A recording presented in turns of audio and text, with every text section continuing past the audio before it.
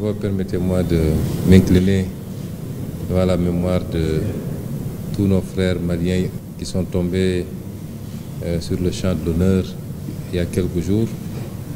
Présenter au nom du président Bassirou Diomaye Faye, à mon nom, au nom du gouvernement et au nom de tout le peuple sénégalais, à réitérer nos condoléances les plus sincères et les plus attristées. Comme je le dis, le Mali et le Sénégal, c'est un seul et même peuple.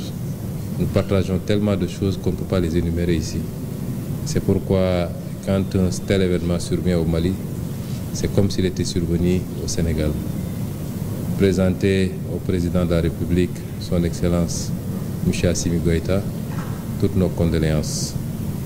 Remercier le peuple malien pour son accueil d'aujourd'hui à travers M. le Premier ministre, son Excellence M. Choguel Maïga, qui nous a très bien accueillis depuis notre descente d'avion, avec tout le gouvernement quasiment, nous a permis de faire une séance de travail avant d'être reçus aujourd'hui, actuellement par M. le Président de la République.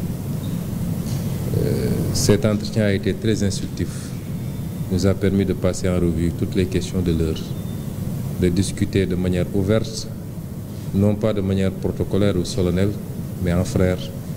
Parce que comme je l'ai dit, quand je viens ici, je suis chez moi et je viens parler à des frères. On a parlé sans filtre, comme on dit, pour échanger sur les grandes questions de l'heure, aussi bien au niveau national, au Sénégal comme au Mali, que dans le cadre beaucoup plus large de ce qui se passe dans la sous-région et dans le monde.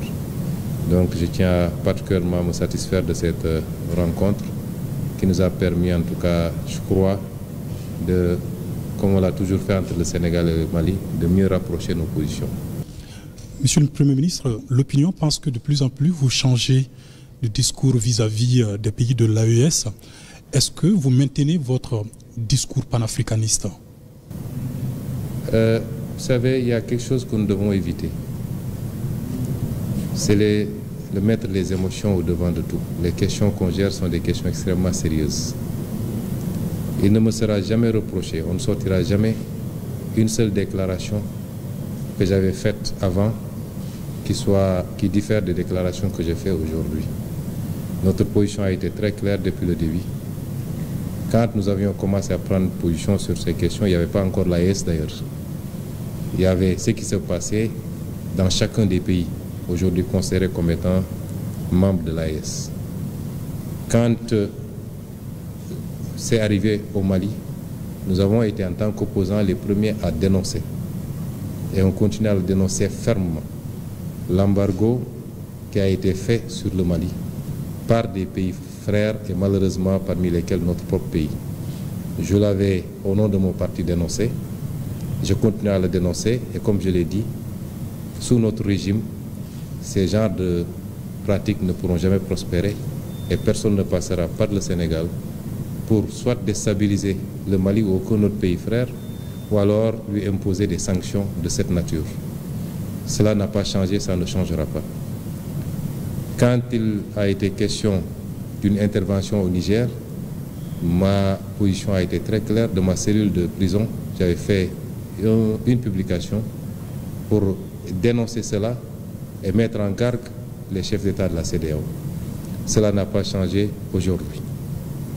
L'AES est venu après et personne ne sortira un seul discours où moi, en tant que président de mon parti opposant de l'époque, j'avais dit que nous rejoindrons telle ou telle organisation. Il faut arrêter ces amalgames. Nous n'avons jamais pris position pour dire que le Sénégal va rejoindre telle organisation ou telle autre. Ça, c'est la première chose. Nous sommes tous des pays souverains. Nous nous respectons. Nous devons nous respecter dans nos choix souverains. Et nous respectons le Mali dans ses choix. Nous respectons le Burkina dans ses choix. Nous respectons tout le monde, des choix que nous comprenons, puisqu'on a toujours dit, et je l'ai rappelé bien après avoir été Premier ministre, que beaucoup d'erreurs ont été commises par les chefs d'État de la CEDEAO et que souvent on s'est intéressé beaucoup plus aux symptômes qu'aux causes réelles qui nous ont conduits à cela. Ça n'a pas changé chez nous. Alors qu'est-ce qu'on nous reproche? D'avoir ou d'être en train de travailler pour continuer à réunir la famille. Depuis quand on peut reprocher à un panafricaniste de faire tout pour qu'on reste dans des cadres solides plutôt que de nous diviser. C'est cela qu'on nous reproche et donc ça veut dire qu'on a changé. Et je l'ai dit, quel que soit l'aboutissement ou le choix qui a été fait, cela ne changera absolument rien dans nos relations avec chacun des pays et les cadres qui seront mis en place. Au contraire, ça pourrait même les renforcer. Il faut que nous mettions les émotions de côté et que nous travaillons sur la base de préoccupations concrètes. Si on se dit panafricaniste, tout panafricaniste doit avoir comme seul et unique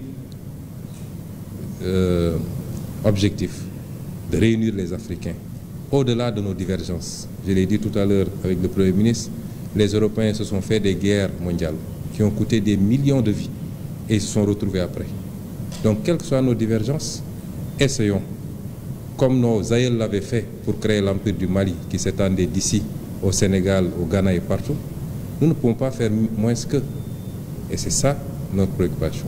Mais si un pays souverain comme le Mali considère que les erreurs qui ont été commises justifient de sa part qu'il quitte, nous respectons cette souveraineté et cela ne changera absolument rien dans nos relations qui sont des relations séculaires et fraternelles. Vous partez avec quel message du président Assimi Goïta aujourd'hui?